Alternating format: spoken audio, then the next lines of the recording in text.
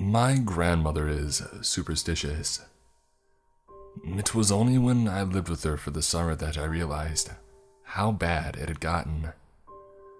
She had this huge freaking list taped to the fridge with 10 different rules she had to abide by. And she was making me follow them too. When I opened my umbrella inside, she grabbed my arm and yanked me back. "Don't open the umbrella inside.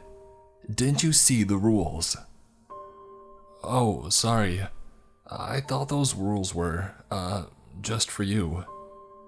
"No, everyone who lives here must obey the rules," she said in a raspy whisper. It made me really sad. Once Grandma Jan was sharp as a needle, a grounded, logical person who occasionally bought into superstitions and the paranormal. A rabbit's foot here, a penny there. Now it seemed, in her late 80s, that part of her had grown and grown until it subsumed everything else. With a heavy heart, I walked over to the fridge and read the rules. 1. Do not spill salt. 2. Do not open umbrellas inside. 3. Do not put on clothes inside out. 4. Do not clip fingernails after dark. 5. Do not break any mirrors. Mostly common superstitions, though the fingernail one was weird. I continued reading, with difficulty. Her handwriting grew messier, more frenzied. 6. Do not look in the mirror while wearing black. 7. Do not whistle inside the house. 8. If you wake up to see your bedroom door open, do not close it. Likewise, if you see the attic stairs pulled down, do not push them back up. 9. Never let the refrigerator go empty. Always have enough to make an offering. 10. Keep the curtains closed after 10 p.m. Do not open them again until 6 a.m. I wanted to tell her it was a whole lot of hogwash, but then I realized it was probably a bad idea to upset her at such an old age. "No problem, Grandma. I'll follow the rules." Yeah, right. She put me in the spare bedroom, down the hall from her. It was a small thing, furnished with only a twin bed and a tiny desk. But I couldn't complain. It was either this, for free, or an apartment, for at least $1,000 plus a month. But of course, the money wasn't the main reason I was here. My grandma probably wouldn't be around much longer. According to my mom, she kept getting these random bruises, and doctors were worried she had a blood disorder, and some other stuff I couldn't pronounce. I wanted to spend all the time I could with her. She was still my grandma, still the one that comforted me when my first cat died, still the one who taught me how to bake the most amazing snickerdoodles. I loved her, even if I had to put up with some weird rules of hers. "I'm going to bed," she said, as she passed by my room that night. "Sleep well, Chrissy. I love you." "Good night, Grandma. I love you too." I spent an hour on the internet, and then put away my computer and fell asleep. I woke up a few hours later, groaning in the darkness. I rolled over to see my bedroom door open. I didn't leave that open. I stared at it, half asleep, too tired to get up and close it. Well, according to the rules, I can't close it anyway. I snuggled up to my pillow and closed my eyes. That's when I heard the whistling. A soft, melancholy tune coming from downstairs. Every muscle in my body froze. That was one of the rules, wasn't it? No whistling inside. So, why would Grandma be whistling downstairs? I glanced at the clock. Freaking 2 a.m. I pulled myself out of bed and walked into the hallway. The attic stairs had been pulled down. The darkness from the attic bled down into the hallway, along with the faint smell of rust and rotten food. Behind it, Grandma's door hung open. I slowly descended the stairs. Grandma? The whistling stopped. When I entered the kitchen, it was empty.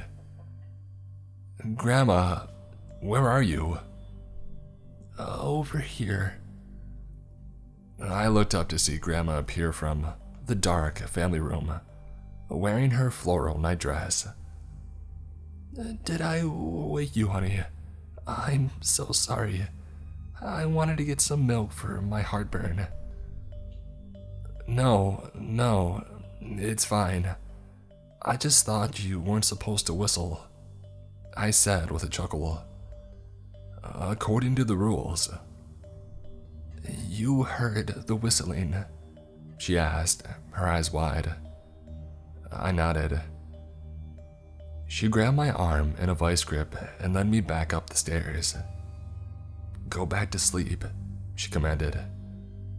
Before I could reply, she disappeared back down the hallway, leaving my door open. I think Grandma's going crazy. Oh, are you talking about her rules? Mom said on the other end. I know they're eccentric, but she gets really upset if you break them. And the doctor, he doesn't want us to upset her, you know. I sighed.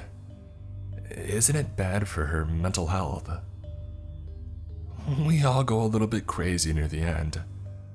Uncle Finley thought the government was tapping all his phones in his 90s. Great Grandma Beasley always talked about some bat following her around. Just best to let sleeping dogs lie at this point. But the rules are so weird, Mom. Like really freaking weird. And I woke up last night at 2 a.m. to find the attic stairs pulled down. I mean, what was she doing? You know what?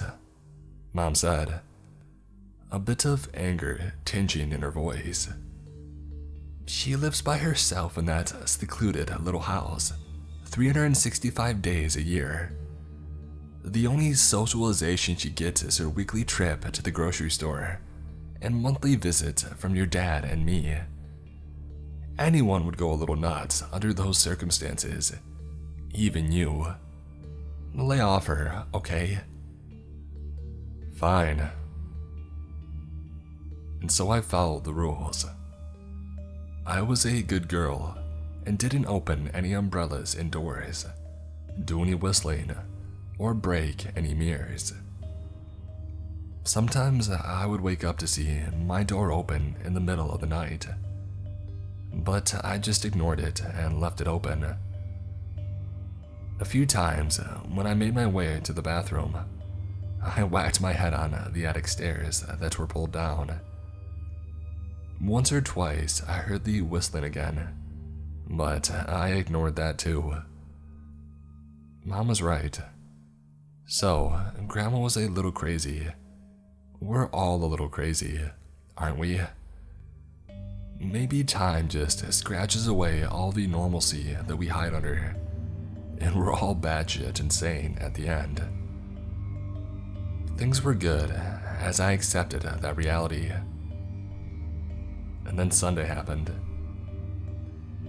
I was watching Netflix when I heard a clink, and then a shout. I threw my laptop on the bed and ran down the stairs. "Grandma," I yelled, fearing the worst. "Grandma, are you okay?" I found her standing over the kitchen table, sobbing her eyes out.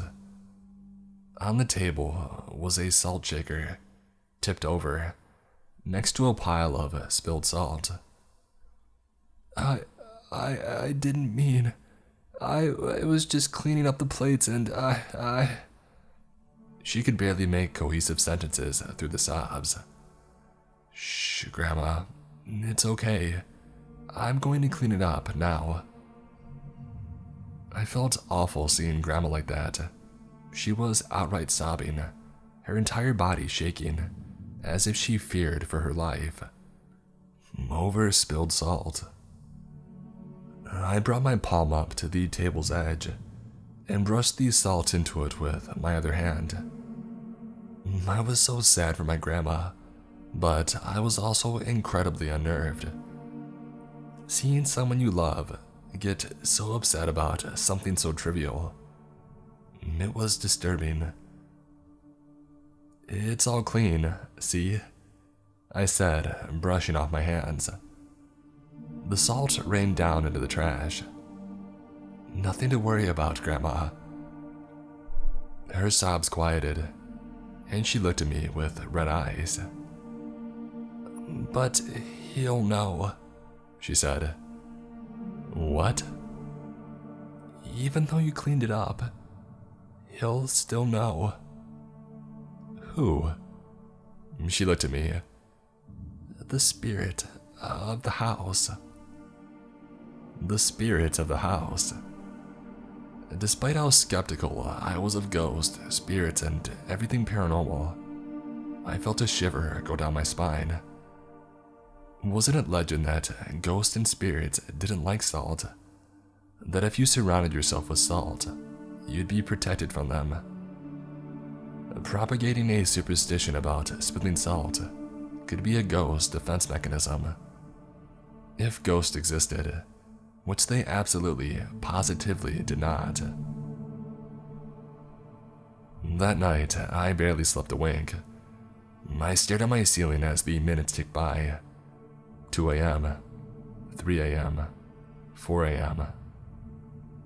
It was around 4:15 that I heard something stir. Thump, thump, thump. Soft footsteps from overhead, from the attic. Every muscle in my body froze as I listened to these steps migrate towards Grandma's end of the house. And then creak, the metallic whine of the attic stairs being pulled down, followed by footsteps. I forced myself out of bed. It took a huge, heaping serving of courage to do so, but I did. When I finally got to the door and pulled it open, the hallway was empty. Maybe the ghost is here, right now, staring at me, and I just don't know it. No, shut up. Ghosts don't exist, you idiot. The back of my neck prickled with the distinct, awful feeling of being watched. But rather than run back into my own room, and believe me, I really wanted to, I ran over to check on Grandma. Her door hung open, as usual. "Grandma, are you okay?" Her bed was empty. "Grandma, where are you?" And that's when I heard these soft sounds of sobbing below. I ran down the stairs, nearly slipping, and burst into the kitchen. Grandma stood in the kitchen. In front of her stood the spirit of the house. Not some dark, ethereal specter, not some white, translucent ghost. A man of flesh and blood. His brown beard was unkempt and messy, his blue eyes wild. He wore tattered clothes, black boots, and a yellow-toothed grin. "You've broken the rules of the house," he whispered, stepping towards her. She flinched and took a step back. "Please, don't hurt me," she sobbed. "I'm the man of the house. I make the rules." Grin growing wider, he raised his hand to smack her across the shoulder. "No!" I shouted. I charged at him. We collided and fell to the ground. Terror and relief washed over my grandma's face. "Call the police!" I shouted. "Now!" He tried to wriggle underneath me. I grabbed the nearest thing, a chair from the kitchen table, and smacked him as hard as I could in the head.